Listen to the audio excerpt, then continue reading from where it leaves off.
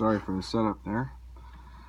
Alright guys, today I'm going to talk about a movie that, is not as extreme as several of the movies I've reviewed on this channel, most of the movies, but I thought it was worth talking about because it had some semi-interesting things about it. A movie I've discovered since I was on my YouTube hiatus or whatever was The Raid and The Raid 2. And those are now far and away two of my favorite action movies of all time. And so naturally I wanted to see what else these people who made these movies and were in these movies had seen or had made. And I found a film called Killers that's actually on Netflix, and you can get a copy for pretty cheap as well. And I decided to watch it. It has, for those of you who've seen The Raid 2, it has Eka, the guy who helps the main character in the criminal underworld, and it also has one of the Japanese associates as the other serial killer. But what Killers is about it's about this Japanese serial killer who is very well established and knows what he's doing. He's clearly been doing this for a long time. He's kind of like the American Psycho type of serial killer, if you know what I mean, like smooth and like suave and calm. But he's posting these videos online for people to see. So he's kind of basically making snuppet videos. He's not charging people for them, but it's just for his own sadistic glory, if you will.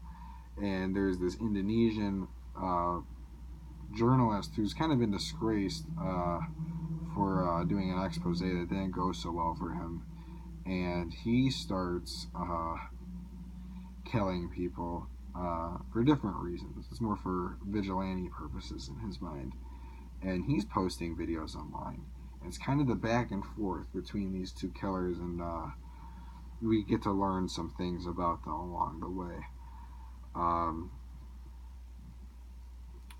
Let's see. This movie's definitely, my view of the movie in general is that it's not a bad movie. It's disappointing, certainly, for me, personally. And for me, that is because the Japanese serial killer storyline, while it's just kind of his life, as opposed to the Indonesian guy where he's clearly on a quest for vengeance, the Indonesian storyline is nowhere near as strong as the Japanese guy's storyline, by far. I'll say in this movie at least, the Japanese guy is a better actor. He just seems way more believable. Thought that the Indonesian guy was kind of overacting in certain scenes.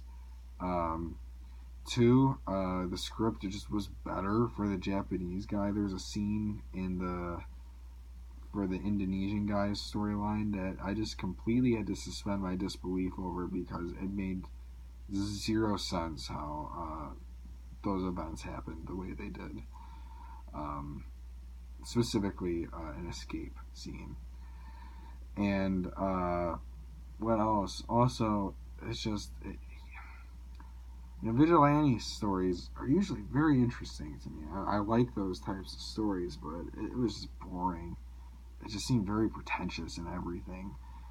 And the Japanese guy's storyline, on the other hand, was there wasn't like a ton of like focus on like an official narrative, but it kind of followed his events and his interactions with people, and kind of how it reflected on certain events in his past, and kind of why he was the way he was without being too direct about it. It was more ambiguous, and this was a case where that ambiguity was done correctly, in my opinion.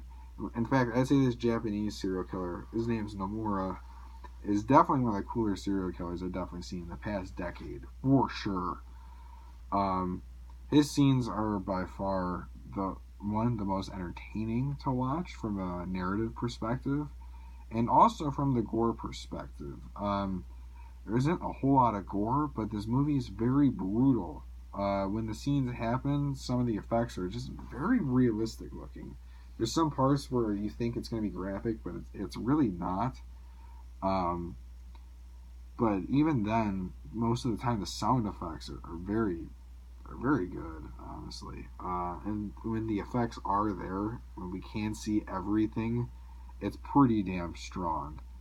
Uh, yeah, I'm not going to go into heavy spoilers with it at all. One of my gripes with this movie is, and I guess this is a complaint I have with a lot of Asian movies. I don't mind long movies, but sometimes I feel like certain movies in Asia could be wrapped up about 30 minutes before they are, and this is definitely the case with this movie. Um, I say the conclusion where, inevitably these people have to meet these two serial killers. I mean, it says this on the back of the box. This isn't really a spoiler. It's way later on in the movie, but everyone knows this. It's kind of disappointing, and it kind of feels forced. And honestly, the lesson or part of the lesson of the movie was just, it felt kind of pretentious, and there were a couple of plot holes where it's like, oh, I guess this is happening, even though that makes zero sense why that would happen that way. One thing I will say that this movie did kind of well, um, I saw someone say online that this movie really kind of emphasized the connection between technology and death. I mean, nowadays with smartphones, uh, if you see a car crash, you can just upload it onto the internet. I mean, I've know people who've done things like that, and I've seen stuff like that. And it's fucking gross, but people can do it, and it's easy, and it's pretty depraved. But anyone who wants to be a so-called death photographer doesn't have to be like that Japanese guy. I don't know his name because I'm not into real death stuff at all. But I'm sure one of you knows who the hell I'm talking about. The guy who made Orozco, the embalmer. Um, but it really kind of emphasized that fascination of wanting to document uh, people dying or in misery or who are dead, and kind of it's like, what is our fascination with that? Because with these two serial killers, it becomes a competition of who has the grislier kill. And of course, it's always the Japanese guy because he's the most depraved of the both of them. But I guess that's a spoiler. But there's some very cool scenes. There's a scene that takes place in the suicide forest. I forgot what it's called, the Japanese word. I apologize. But I know it as the suicide forest. It's in Japan. Looks like, and honestly, strange as it sounds, looks like a beautiful place. That's a very surreal but very cool scene, like very well done. Um, so yeah, I would recommend this movie. Honestly, just give it a watch. It's nothing that's crazy and entirely special. It's nothing that you've never seen before. But what is there is pretty solid. And for those of you that like serial killer thrillers, uh, this one is definitely worth it, I would say. Not a horror movie, but definitely a thriller. The violence that is there is decent, for a movie like this. It's not, I mean, it's not like Cannibal Holocaust or anything like that, but it's still pretty strong stuff, for a movie like this. So yeah, it's on Netflix, I believe. Still, it should be. Um, Strangely, it's been labeled under action and adventure. No idea why. But yes, I've been rambling for about a minute now for no fucking reason. I'm gonna sign off right now. This is Squirrel Face. I give this movie a go. It's 2.5 hours, but it'll go by quick. Peace out, guys, and hopefully I'll review a better movie for you guys again next time.